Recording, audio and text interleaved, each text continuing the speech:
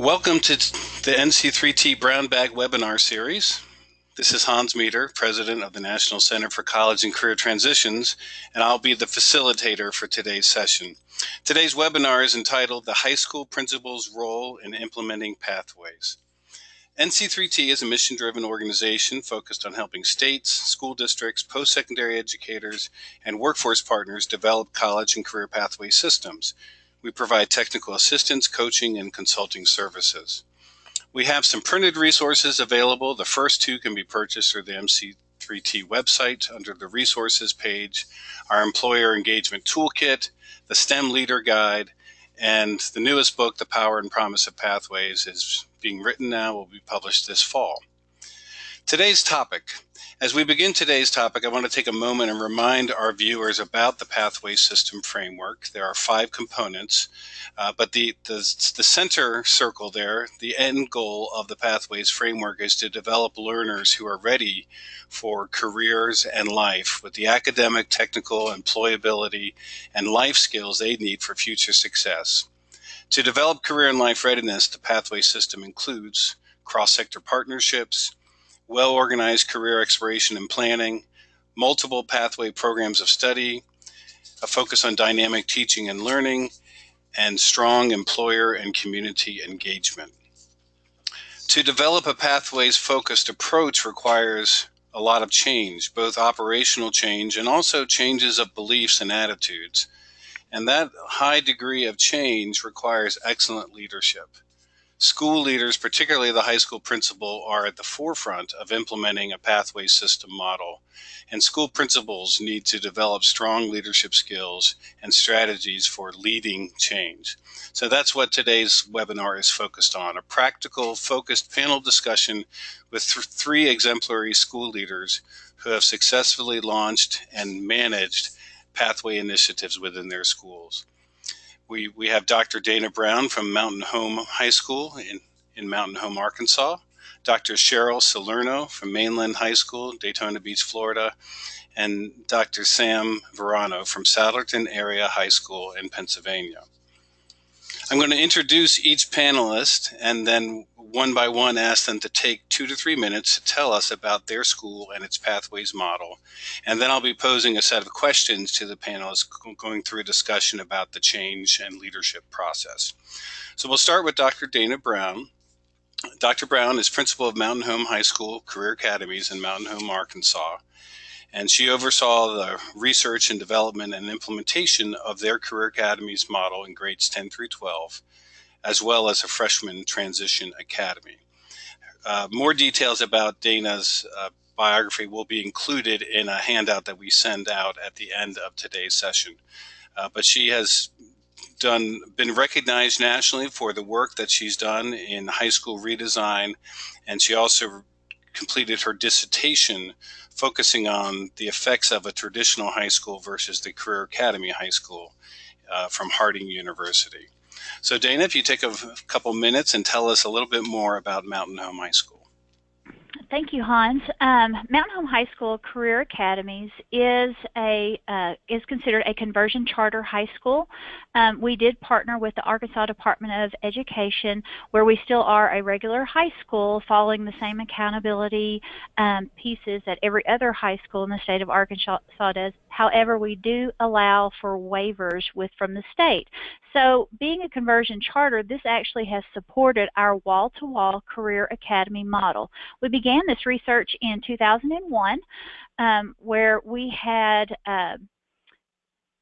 are participating in a rural community with approximately 16,000 people. In grades 9 through 12, we have 1,143 students. We did redesign our high school into 3 small learning communities, which we call career academies, following the National Career Academy Coalition Standards of Practice. The 3 academies are based around students' learning styles as well as the programs of studies that we offer. ACME, which is Agriculture, Construction, Manufacturing, and Engineering. CAB is Communication, Arts, and Business. HHS is Health and Human Services. Next, please. Our community connections, as Hans has talked about, are pathways for developing with the end goal being the career and life-ready learners. Listed here are some of our best practices that we feel like students have benefited in making better post-secondary decisions.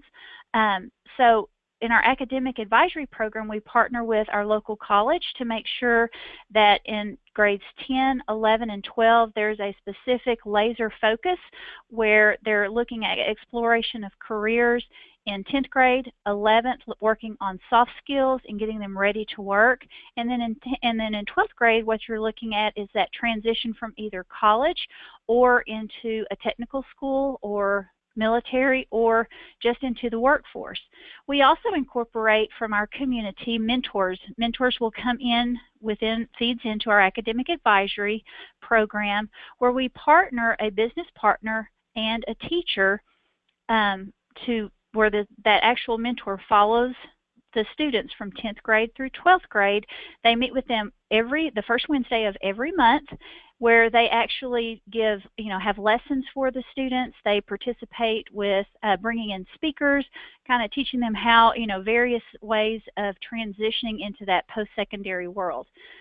We also have a business advisory board that's very active, where they actually work with project development with our integrated projects, as well as supports some financial pieces where our budget wouldn't accommodate for certain projects. They kind of help with some financials, as well as buy t-shirts for academy recognition for our 10th grade students to be able to have for the next 3 years. We have a very supportive community where we have students that are focused on a particular program of study. Our community partners will host them in a student internship. And our teacher externship is a wonderful piece that we got from Sandy Middlestat, where we were able to send teachers out into the real world and see exactly like what's happening at Baxter Healthcare. And they bring back and try to get key pieces from that particular career focus and bring it back into their curriculum. So that just a little bit of an example of how we address the pathways for trying to really grow, that career and life-ready learner. Great. Thank you so much, Dana. All right, next we'll have Dr. Cheryl Salerno. Cheryl was born in Ohio, but for 30 years has made her home in Volusia County, Florida, which many of us know as the race capital of Daytona, Florida, Daytona Beach. She's a graduate of Marietta College, furthered her education at Stetson University and Nova Southeastern University. She has worked in the district in Volusia County for many years and became an assistant principal at Mainland High School after a teaching career, and then she has worked in administration, and she has been the principal of Mainland High School since 2007. So Cheryl, if you tell us a little bit about Mainland.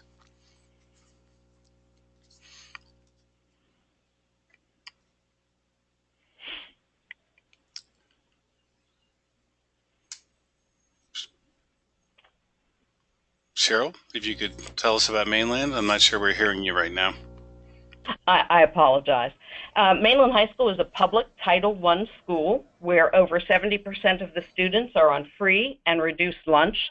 52% are minority students, many of whom will be the first to graduate from high school in their families.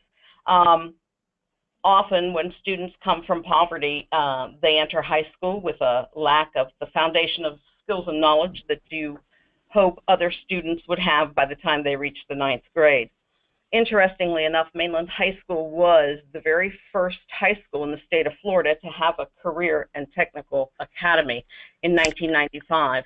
It was the Academy of Design and Manufacturing Technology, which is still in existence today, although it's been reinvented many times as technology has also progressed. For these reasons and other reasons, we knew that we wanted to engage our children at a much greater level. Next, we have a philosophy behind the pathways that we have created. We want to make a personalized 21st century education for every single student. Mainland High School has approximately 2,000 students. We believe that the gold standard project-based learning experience is going to meet all of the needs of the students in the state of Florida. Our Common Core is called the Florida Standards, and as we work with teachers to make those shifts in teaching and the students in their learning, we believe that through project-based learning, we're going to have more engagement, more excitement about school.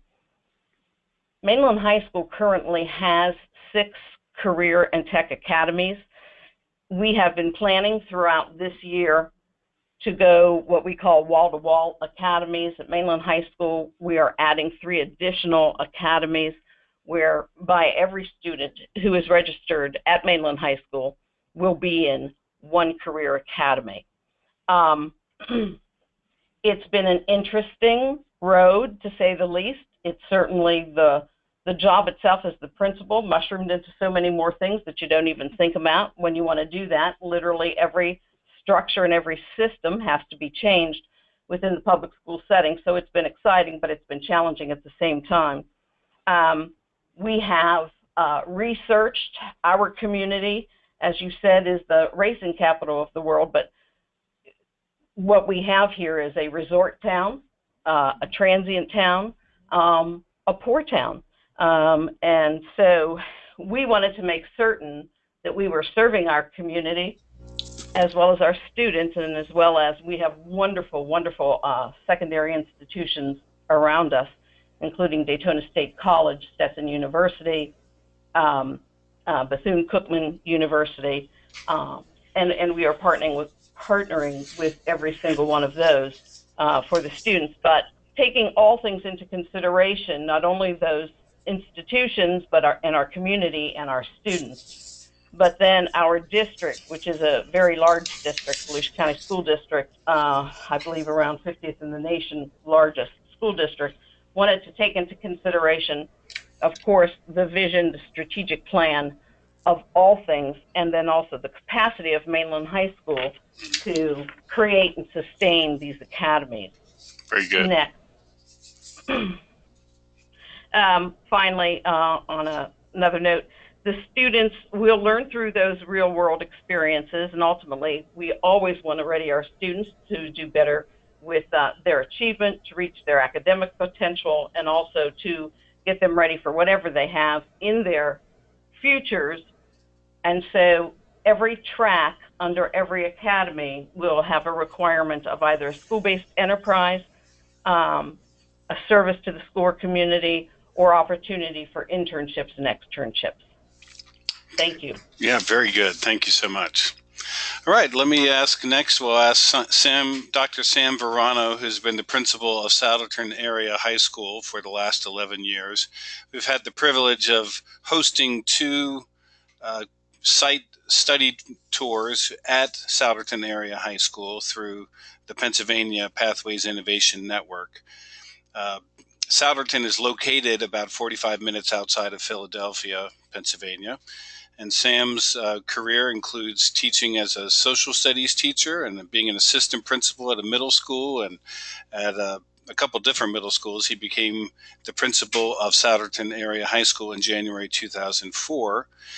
He has also been recognized as the MetLife NASSP High School Principal of the Year for Pennsylvania, and the school has been recognized on the U.S. News and World Report's top ranked high schools in Pennsylvania. So a lot of honors and a lot of really innovative work that's happening at Souderton Area High School. So I'll turn it over to you, Dr. Varano. Go right ahead. Thank you, Hans. We have a lot of the same elements as my 2 predecessors in this webinar.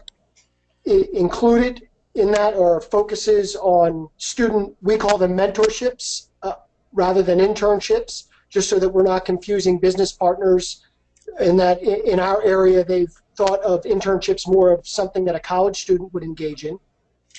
And Our change process began back in 2005 with the same core elements as in Daytona from Bill Daggett with rigor, relevance, and relationships. And from that came our Pathway 360 model, which is really not so much about academies or students being on certain tracks or paths, but much more so about a cultural conversation about post-high school preparation.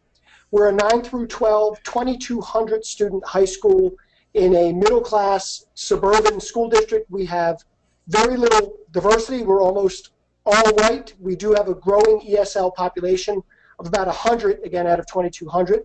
We're a block scheduled school, which provides us with a lot of flexibility. It's pretty much a 4x4 block with some variation. Most of our courses run from August until January, and then from January until June. Go ahead, next, please. And this is our program in front of you. We begin in 8th grade with a pathway course taught by a guidance counselor where students use the Naviance program in order to do some career exploration and choose one of our 4 pathways. And then in 9th grade, students have a career exploration course taught by a business educator for a quarter, moving into their 10th grade year, where we expect our students to have a 1-day or 2-hour job shadow experience to start them thinking about where they might want to do their mentorship. In addition, through all 4 years in our block schedule, we do have what we call 5th block, which is an advisory program that builds up a lot of our career exploration and post-high school planning. And that goes throughout their 4 years with the same teacher. Heading into their 11th grade year, we have our 2nd pathway required course, which is personal finance, where students continue the work they started in 9th grade on building their resume. And it's after their 10th grade year and prior to the first semester of their senior year where about 75% of our students, or about 330 in our first 2 years, have been doing a 20-hour unpaid mentorship in preparation for their senior presentation in their senior year, usually during the first semester. Our capstone senior project presentation is an 8-minute presentation which really has the students focusing on how their high school experiences and especially their real-world job experiences with their job shadow or mentorship has contributed to their future goals. Go ahead. And where we've been working now, that this is our 2nd graduating class through the Pathway 360 program, we have identified that approximately 24% of our students who are eligible or that are listed as that no internship, and we have identified that many of those students are members of our historically underperforming groups. So fortunately, in the last year, thanks to our assistant principal here, we have been able to procure a lot of grant money, which includes about $80,000 from our local county and now $250,000 from the United States Department of Agriculture, essentially to allow us to leverage some human resources to get at those 24% of our students who haven't done those real-life job experiences. So we're targeting them with people like career counselors, having them do career exploration, signing them up for job shadows, hoping that we'll be able to close that gap. Thank you. Very good. Well, thank you. And we really delighted to have a diversity of different implementation models represented in today's discussion. So the first thing we're going to talk about for a couple minutes is just the process of getting started. Each of your schools has adopted a somewhat different approach to pathways, wall-to-wall, kind of in between, more of a guided or individualized pathways model. Tell us, let's go with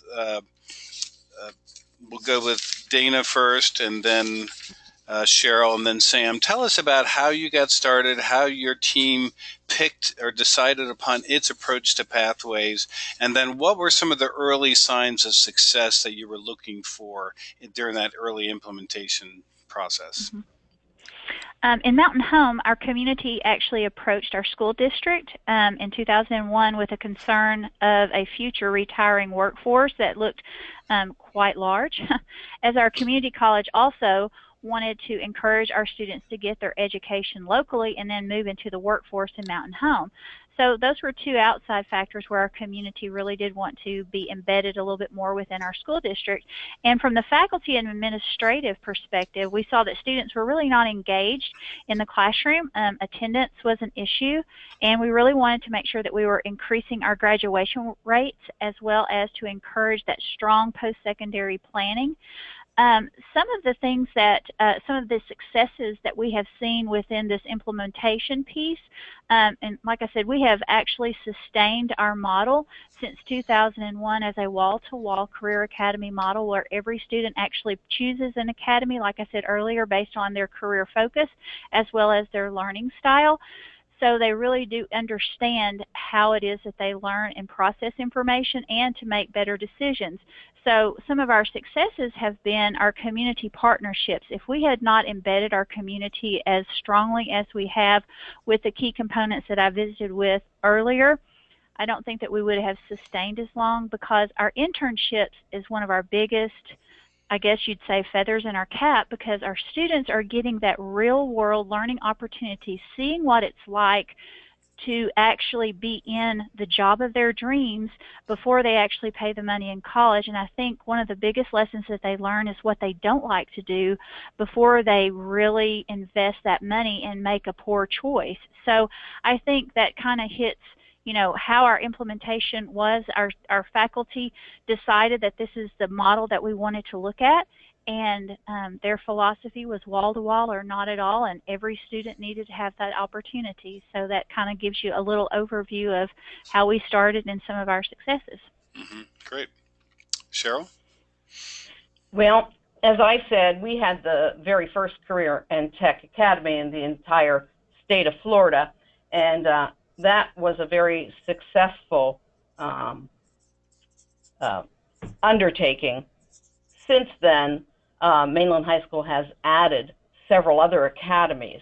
Our district is a good support and proponent of career and tech academies. And so the implementation of what we had started with was kind of like a natural progression. It was the fact that as we studied the different statistics of the students who were in academies as opposed to those who were not only in the entire district, but especially our students here at Mainland High School. Those students who were in those current 6 academies had better GPAs, better attendance, better graduation rates, finishing high school on time. So obviously their engagement and excitement over school was much higher than those who were not. So that propelled us to also talk about, well, you know what, we have the capacity here, not only in the teachers and the facility, because we're very fortunate to have a wonderful facility, that we can add 3 more academies. Of course, each academy has different tracks underneath it. It is also the career focus of the student. And at the same time, we were able to provide them with membership in an academy, in addition to anything else they wanted to do.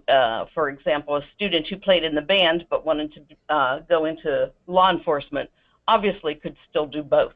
And that was the biggest concern from our students. But the implementation started with a lot of discussion. I have a leadership team of 13 people who represent every department, content area, etc. in my school. My Student Government Association, talking to students, talking to the district CTE office, etc. So that idea just kind of unfolded. It started as a natural progression, and now we're being very purposeful. And the change from having some going to wall is actually has been a larger job than one might imagine. If you know, knowing that we were already successful in the 6 academies that we had. So, but it's been great. It's been and obviously we had community partners and other education partners in the community. They were partnering with us for the existing academies, and now I think there's a lot of excitement in our business community for the wall-to-wall also. Okay, great. Sam. Sure. In Souderton, just by the nature of our demographics, we met with a lot of resistance in the beginning of the change process back in 2005. The attitude was, if it ain't broke, why fix it? But we wanted to move forward. And we moved forward by getting reluctant board support at the time in our block scheduled school to increase graduation requirements as far as credits go from 24 to 28 credits. And with that, to begin the implementation of what we were calling at the time a Career Pathways program. We've now branded it as Pathway 360. But again, there was much resistance from all angles in the community from the outset. But we engaged everyone in classic change, how to go about change style that you would read about in textbooks or learn about in leadership schools or graduate programs, by engaging everybody from the get-go, having them set goals. That would mean not just teachers and students, but also business community members. And when it came down to it, I, as a new principal, went away to a high school reinvention symposium put on by Bill Daggett and his group. Eventually, we got some state grant money and took a team of people from the high school down to Florida for the Successful Schools Conference. From that, we did some planning around rigor, relevance, and relationships, and out of it popped the Career Pathways model. And the milestones for success were, there are many, but just a few that I can think of that were most important. We have a ready, fire, aim, change methodology that we use here, meaning we build trust, and then we do some things, such as piloting usually, in order to, so people can understand what's being successful, what we need to change. And what we piloted initially were the internships or mentorships, where we found 17 students and willing business partners willing, again, to give it a go for the 20-hour unpaid internship or mentorship. And from that, we learned, celebrated successes, and moved forward to the point where last year and this year we have over 330 students engaging in the mentorship. We could not have done it, however, without our own homegrown, teacher-developed software application called Pathway Manager. Initially, and we continue to use Naviance, but initially we were using some commercial products as far as a software application to help students track their way through our Pathway program, and the commercial products just were not able to customize themselves enough for our program.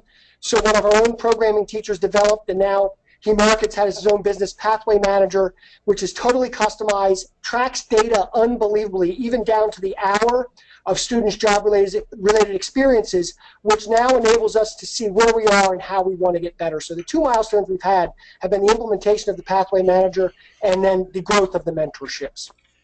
Excellent. So let me just take it to another question about moving forward with implementation past the getting started phase. And this time, Sam, we'll ask you to lead off. Sam, but just to let you know, your microphone is distorting a little bit, so I don't know if you can, if there's anything you can do on that line. It's overdriving, to be technical. But the question would be, during those early, so you made some decisions, you did outreach, you built some consensus, even with some pushback. What are some things that worked well in those early phases of implementation, and what are some things that, looking back, you would do differently? So let's start with Sam, and then Cheryl, and then Dana.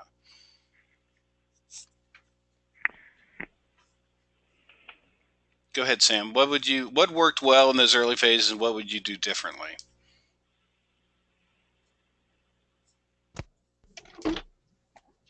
Can you hear me better now, Hans? Yeah. Hello? Is that better?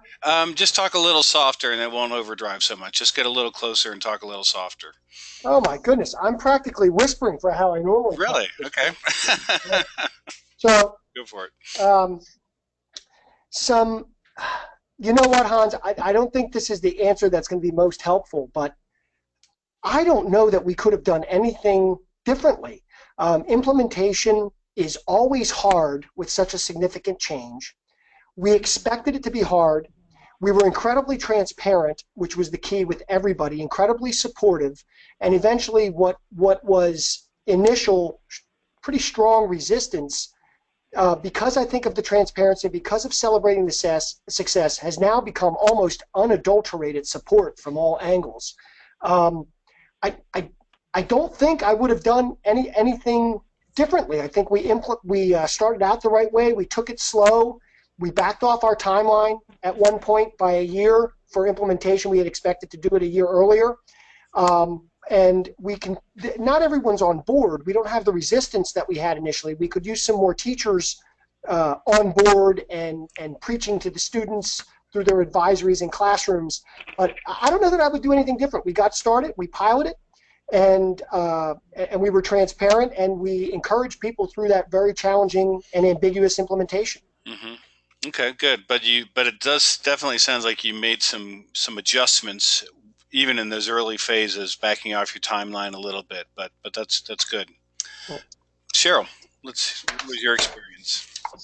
Well, I think I'm fortunate in the respect that the 6 career academies already exist. However, as I said, unexpectedly, so many different things arose when we decided to go wall to wall. And so I could probably answer your question better in about 6 months, because we're going to roll out the wall to wall in August, although we've been working diligently every day. I will tell you that out of about 135 teachers, I would say most of them are on board, but you always have those few who are not. And then, of course, we just, as a principal, I assured them that we were going to go this way and that they had the opportunity to teach somewhere else if they weren't on board with it, because I would hate anyone to be miserable every day. But what has happened so far in the way that we did do the presentations and asked for discussions and asked for input and from all of the stakeholders, what we have is a whole lot of excitement about what's going to happen. There are teachers who are excited. There are those who are just a little apprehensive, only because they're those kinds of people who like to know what's the first thing I do, what's the second thing I do, what's the third thing I do, and those questions can't be answered exactly. We're still in the training pieces of that. There's been a lot of professional development, large groups, small group, different groups, lot of discussions, and like I said, I'm happy that everyone is mostly excited, albeit maybe a few that are apprehensive. But again, we're just kind of going through this day by day by day. Right, that makes sense. All right, Dana, how about your experience in terms of implementation? Well, it was, I think the timing was where it was so critical in our situation. In 2001, that was my first principal's position, so I've still been in the same position since 2001. And I think the faculty and the community were ready for a change and for school to look different. So I think we did meet with a little resistance in the beginning from like our AP population, because they thought with the title of Career Academies, you were redesigning your high school into something that was like the technical world, which we really did have to market ourselves a little bit differently and, reassure people that we are addressing every child's need, the college-bound kids, the kids that are your regular ed kids that have that focus of, I do want to go to college, but maybe it may be to go into a different area that your AP kids would go into. And so we really did have to make sure that everybody understood that we were addressing all children's needs. So again, like I had said, when we redesigned our high school, the faculty said, wall to wall or not at all. And I think some of the key pieces that really helped with our implementation is that we partnered with South Grand Prairie, Texas, and Billy Donegan as our coach to kind of help with the transition of taking our faculty to what does a wall-to-wall career academy model look like, sound like, everything. How did the students feel about it? And we really did focus on that particular piece as we were implementing, because, listening to the other presenters here today, it doesn't matter really how big or small you are, you're pulling the best practices from each of the models that may be represented here today and developing it and fitting it to meet the needs of your students in your school and your community. And so as we went forward, each year we focused on our 3 R's. And our 3 R's here are to reflect, to revise, and to re-energize. And our focus was to really strengthen our academy teams through professional development that had a specific theme or focus. We did like Sam had mentioned, with his faculty, we focused on one thing at a time, for example, or one piece, one big piece at a time. So the first year we did focus on teaming, but also teaming through project-based learning. What does that look like? And at the end of the year, we would reflect on the best practices and revise those that didn't really work, take them out if, and add something to it, and then re-energize, really celebrating our successes no matter how big or small they were. So just really trying to get the best out of, all of the hard work that went into that school year. Excellent. That kind of segues into our next question, is about staff development, professional development. So to help take your people through this change, you've got to invest in them. Dana, you already talked about some of that. So Cheryl, why don't you start us off and tell us a little bit about what kind of professional development you have been providing to teachers, counselors, and other staff to help them get the skills and knowledge they need for this next phase of your work. I think that's the most important part. We've done several kinds of professional development. We started first with the presentation or the rollout of what a wall-to-wall would look like. That was a whole faculty group, and then we had posted a lot of the information that we had given them within a certain room on big posters and asked them to come through and write down their questions, their suggestions, their comments, so that we could then move forward with giving them the kind of information that they wanted for those things.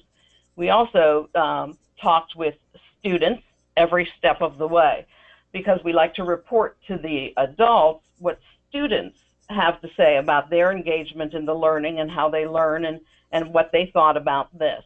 Another piece of that was there was small group by department. I had the counselors at one point in time. I had our special needs teachers. We have different models here, and met in a small group and asked them what models they believed would work with the way we had we're going to set up the school. We also had a lot of professional development about integrating technology. Technology is a big piece of moving into that 21st century learning environment. We've had professional development on the different kinds of environments, trying to move away from some of that traditional classroom setup, traditional school setup. So we've had probably up to this point, I would probably say, oh my goodness, at least twice a month since the school year started. And then, of course, we are bringing in project-based learning experts to teach them step by step, as the whole school will then begin to use project-based teaching and learning. Excellent. Thanks. Sam, why don't you tell us a little bit about what kind of professional development support you've given to your staff?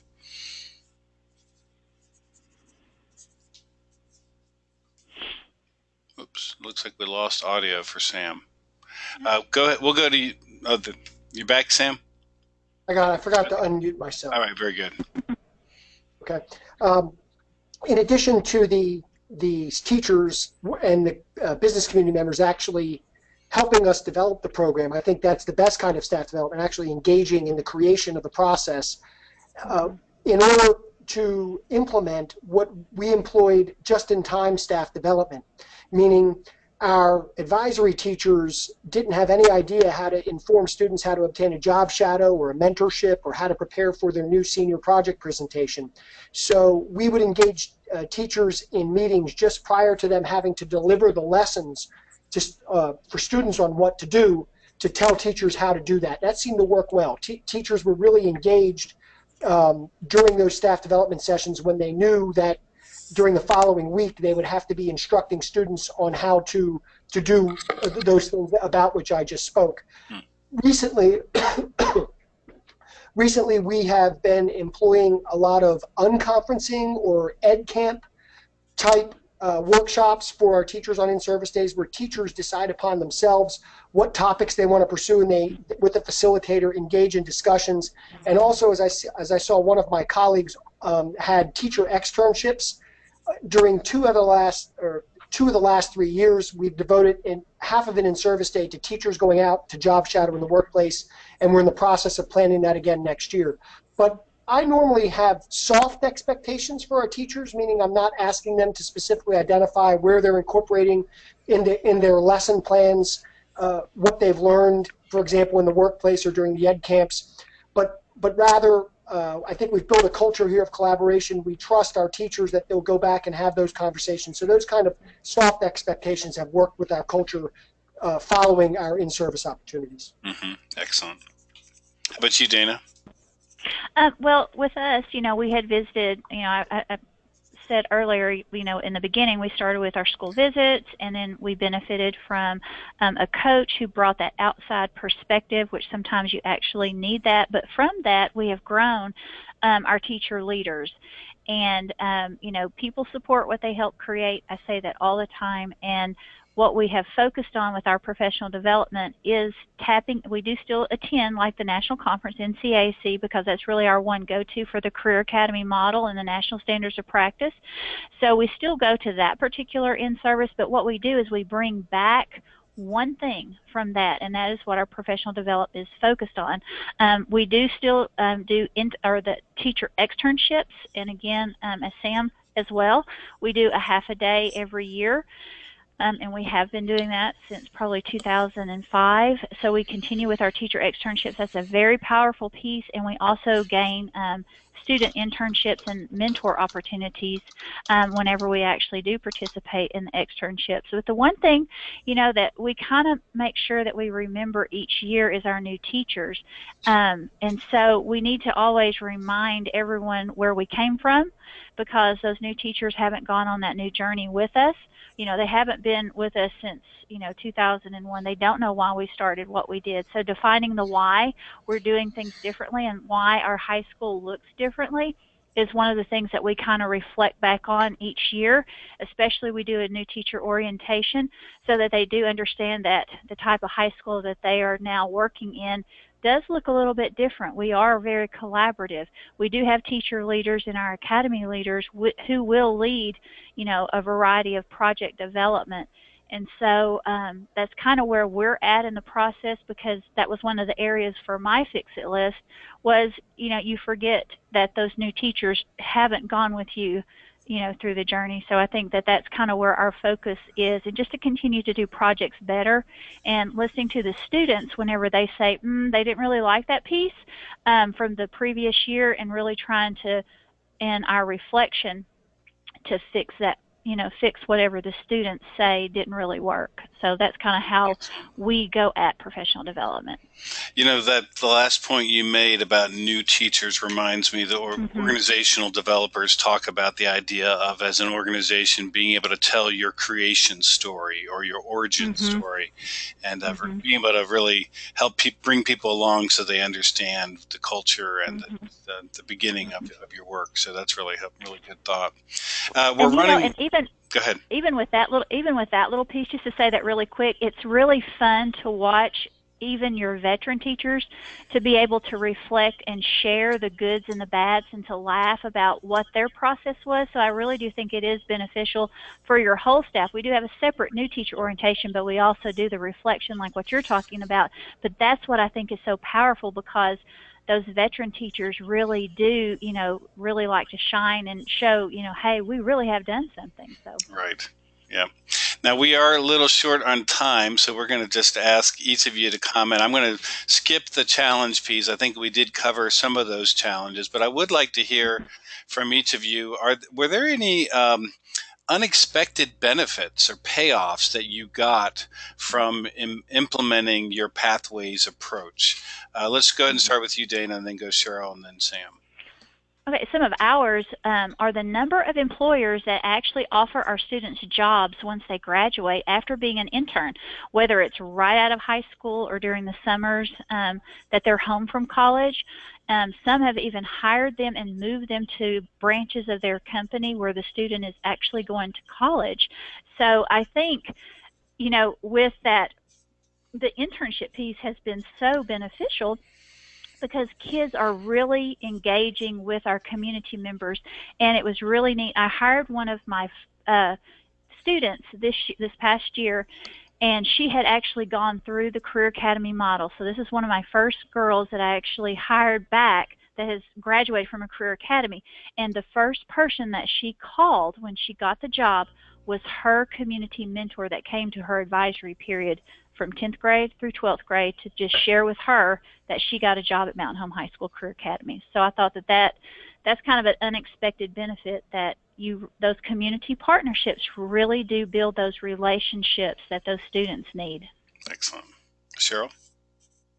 I think probably the most unexpected benefit that happened here was the actual level of excitement that you could feel in the school by everyone, including students who wanted to come and help design what's going to happen next, and teachers who wanted to give suggestions, ask questions, and just start something so immediately. It's been refreshing because they're so excited about it. They want to, you know, get permission to change the facility here just to fit this, or they want to paint it, or they want to get new furniture, or they want to, I mean, just really, really excited about the possibilities. And that's what I wanted, but unexpectedly so quickly, it's been really, really good. Excellent. Sam? I think you'll need to unmute. Got it now? Great.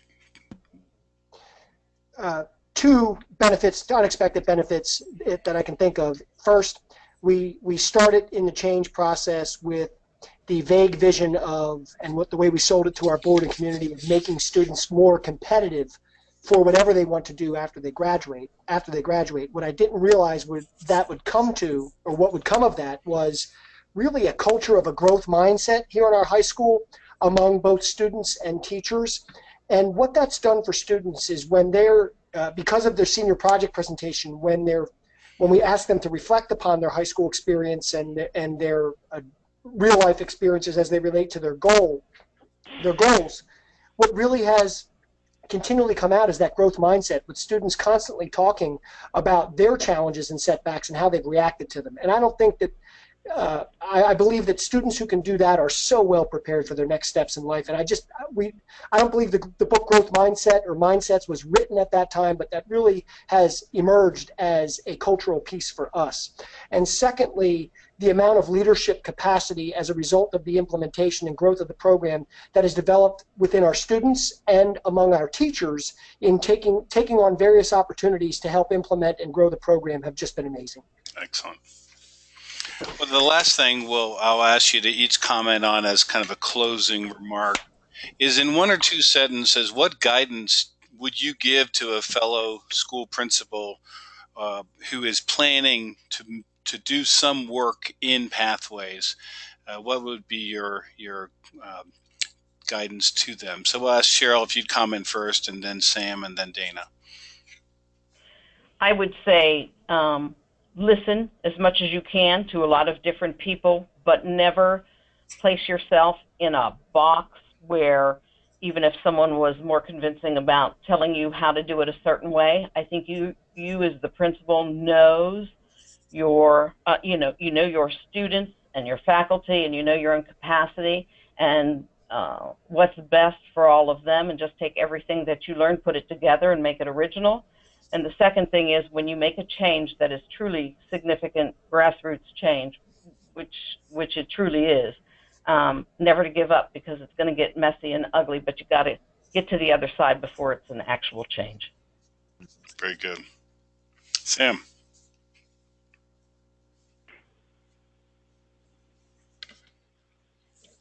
I need you to unmute. Go ahead. There you go. Yep.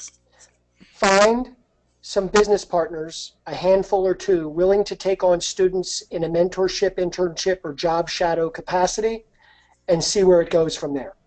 One sentence. How about that, Hans? That's very good. Start with some early wins by getting students out into the workplace. Good, Dana. I think Peter Drucker said it best, that systematic change requires a willingness to look on change as an opportunity. And I think, like we've all hit on the point, that change can be difficult, but if you look at it as an opportunity to make an impact on students' those post-secondary decisions and include all of the stakeholders, because student voice is very important throughout that process, it's amazing what can be accomplished. And just don't give up, because I think that, you've got your best interest at heart for your students. So don't ever forget why you're doing what you're doing. Define the why. Yeah, very good. We could go on for a long time. This has been a really rich discussion, and you all have a lot to offer your colleagues around the country, so we thank you for sharing with us.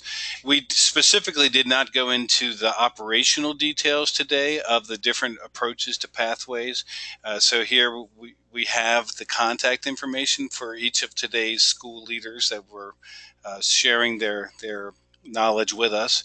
If you have operational questions you want to ask about, you may contact them and get some more input. And then I also wanted to direct you to the NC3T website. Both Dr. Brown and Dr. Varano have previously participated in webinars where they have gone more deeply into details about how they run their school's programs. And so you can search all of our previous webinars and find the ones that they've participated in, as well as others that we've run that can be really helpful to you as you're thinking through how to approach a pathways model within your school. So I'd like to thank again our presenters today, Dr. Dana Brown, Dr. Cheryl Salerno, and Dr. Sam Varano. You can contact NC3T if there's any way we can help you directly with workshops, keynote presentations, coaching, or technical assistance. Please don't hesitate to reach out to us. We hope you enjoyed today's session, and we encourage you to join us again in the fall when we have another round of webinars with some very exciting topics. And in the meantime, we hope you have an amazing end of school and an amazing summer. We would like to continue improving, so we appreciate your feedback on today's webinar. There's a 7-question survey that you'll receive afterwards just to make sure we're getting better at what we do. And if you want to share any ideas for future topics, please do that as well. So thank you very much for joining us today, and have a good afternoon.